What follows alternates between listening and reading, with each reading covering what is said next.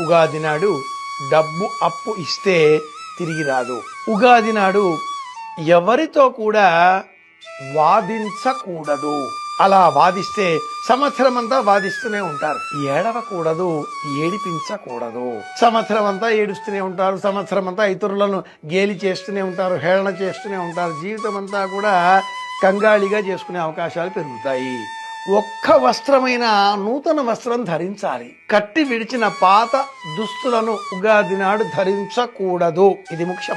ఖచ్చితంగా ఉగాది నాడు తలంటుకోవాలి. కంఠస్నానం చేయకూడదు. ఇది 4వది. ఉగాది నాడు బొట్టు లేకుండా బయట మనం కాలు పెట్టకూడదు. నుదుట బొట్టు లేకుండా గడప దాటి బయట కాలు పెడితే వాహన ప్రమాదాలు వచ్చే అవకాశాలు పెరుగుతాయి. 5వది అతి ముఖ్యమైనది, ఎవరికి ఉగాది నాడు లేదు అనకూడదు. మన వద్ద లేదనుకుందాం, ఆ వస్తువు ప్రస్తుతం ఎక్కడ పెట్టానో ఏమిటో వెతకాలండి. నిండుకున్నాయి, వెతకాలి, తర్వాత ఇస్తాను, కాసేపు అయ్యాక మళ్ళీ ఇస్తాను, ఇలా చెప్పవచ్చును. కానీ లాకేత్వం, దాకు కొమ్ము రాకూడదు. ఇది శాస్త్రం.